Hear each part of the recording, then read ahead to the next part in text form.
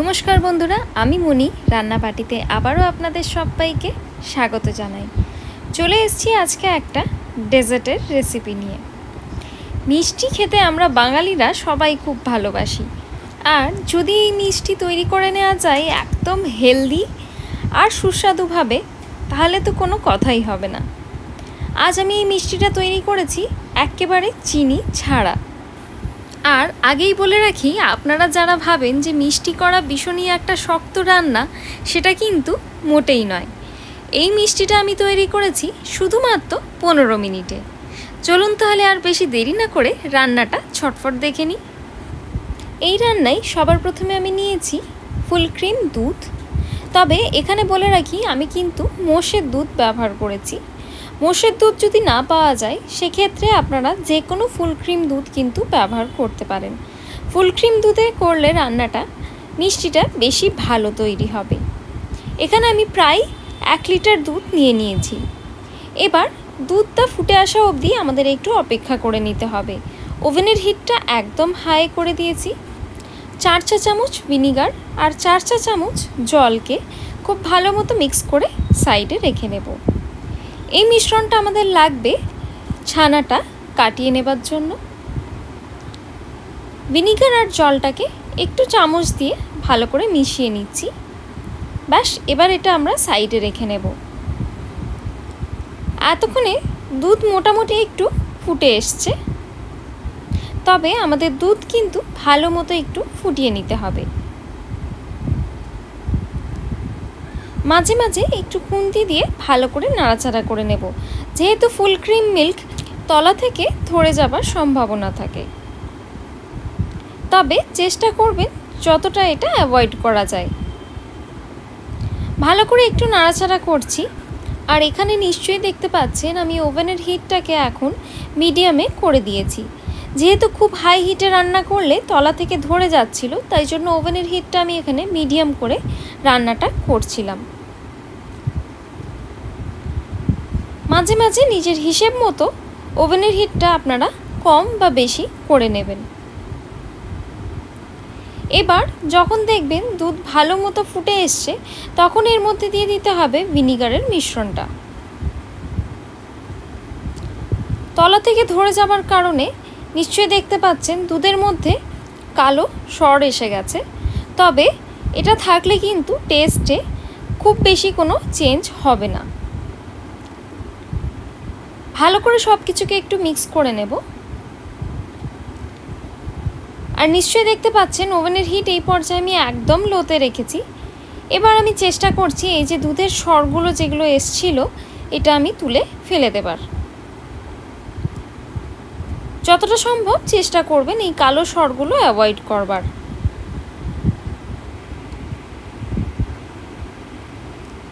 এবার কিন্তু আমি ওভেনের হিট অফ করে দিয়েছি। আর এই জল থেকে আমাদের ছানাটাকে ছেঁকে আলাদা করে নিতে হবে। ছানাটা ছেঁকে নেবার জন্য আমি একটা এইভাবে বোল নিয়ে নিলাম।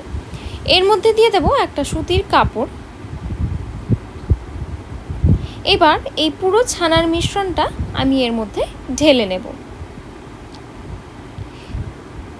এভাবে যদি সুতির কাপড়ে ছানা ছেঁকে নেওয়া হয়, সেক্ষেত্রে কিন্তু ছানার থেকে জলটা ভালো মতো বের করে নেওয়া যায়। এবার এই কাপড়ের সবকটা দিক আমি ভালো করে ধরে নিলাম। আর এর থেকে যতটা সম্ভব এই ছানার জলটা আমাদের ছেঁকে ফেলে নিতে হবে।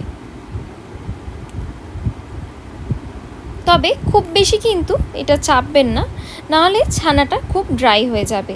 এই জলটা এবার আমি সাইডে ফেলে নেব। এবার আবারও সেই একই বাটি নিয়ে নিলাম। এবার ছানাটাকে আমাদের ভালো মতো একটু ধুয়ে নিতে হবে। তবে ধুয়ে নেবার আগে এই যে ছানার এই যে সরগুলো ছিল, এগুলো এই স্টেজে আপনারা তুলে ফেলে নিতে পারেন। নিশ্চয়ই দেখতে পাচ্ছেন আমি হাত দিয়ে একটু এই সরগুলো ফেলে নিচ্ছি। এবার এর মধ্যে দিয়ে দিলাম জল। আর জল দিয়ে আমাদের কিন্তু ছানাটাকে ভালো করে ধুয়ে নিতে হবে। এইভাবে আমাদের কিন্তু ছানাটাকে প্রায় 2 থেকে 3 বার ভালো করে একটু জল দিয়ে ধুয়ে নিতে হবে। এতে করে কি হবে, যে ভিনিগারের টক ভাব আর ভিনিগারের যে একটা স্মেল, এই দুটোই কিন্তু চলে যাবে। আর ভিনিগারের যদি স্মেল রান্নায় থেকে যায় সেক্ষেত্রে কিন্তু মিষ্টিটা খেতে একদমই ভালো হবে না। আবারও এভাবে হাত দিয়ে চেপে ছানার জলটা আমি বার করে নিচ্ছি।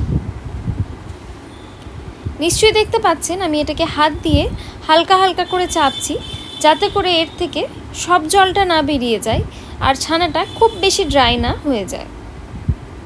আর ছানাটা কিন্তু ঝুলিয়ে রাখা বা কোনো এর ওপর চাপ দিয়ে রাখার কোনো দরকার পড়বে না।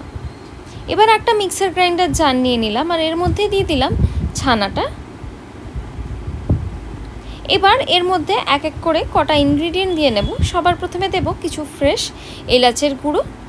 এখানে আমি প্রায় 1 চা চামচ এলাচের গুঁড়ো নিয়েছি আর এটা আমি বাড়িতেই গুঁড়ো করে নিয়েছি। এবার এর মধ্যে দিয়ে দেব প্রায় 200 ml এর মতো কনডেন্সড মিল্ক।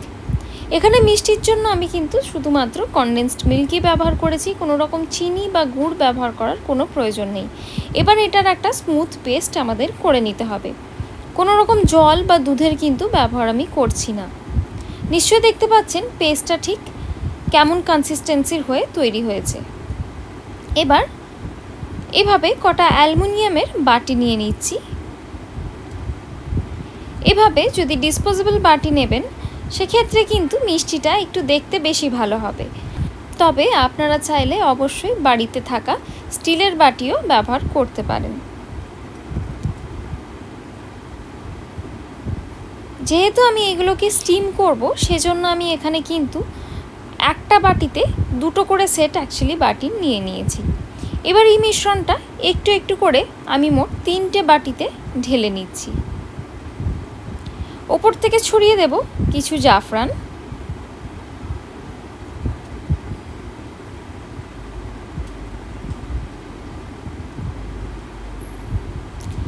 সবকটাতেই আমার জাফরান ছড়ানো হয়ে গেছে।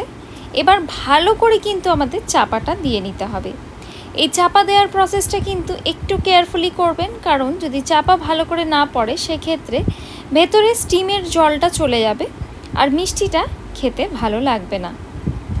এবার কড়াতে সামান্য একটু জল দিয়ে ভালো মতো একটু গরম করে নেব। এবার ওপর থেকে রেখে দেব একটা এইভাবে ফুটোওয়ালা থালা আর তার উপর দিয়ে দেব এই সবকটা মিষ্টির ট্রে। একটু ভালো করে সব কিছুকে সেট করে নিয়ে চাপা দিয়ে এটাকে রান্না হতে দেব একদম হাই হিটে 10 মিনিটের জন্য।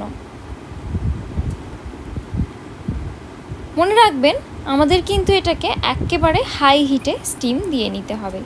প্রায় 10 মিনিট হয়ে গেছে। ওভেনের হিট আমি অফ করে নিয়েছি। কড়ার চাপা খুলে নিয়ে এটা ঠান্ডা হবার জন্য আমাদের ওয়েট করতে হবে। ঠান্ডা হয়ে গেলে আমরা এটাকে ফ্রিজে রেখে দেব অন্তত 3 থেকে 4 ঘন্টার জন্য। এবার আমি মিষ্টির চাপা খুলে আপনাদের দেখিয়ে দিচ্ছি। নিশ্চয়ই দেখতে পাচ্ছেন মিষ্টিটা ঠিক কত ভালো মতো সেট হয়ে গেছে। ওপর থেকে দিয়ে দিচ্ছি একটা কাজু বাদাম আর একটা গোলাপের পাপড়ি।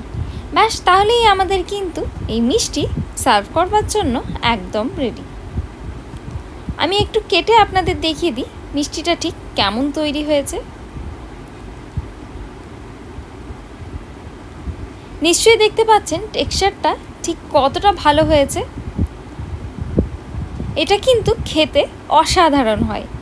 রেসিপিটা একবার অবশ্যই বাড়িতে ট্রাই করে দেখতে পারেন। খুবই দারুণ খেতে। আর নিশ্চয়ই দেখতে পেলেন কি তাড়াতাড়ি রান্নাটা তৈরি হয়ে গেল।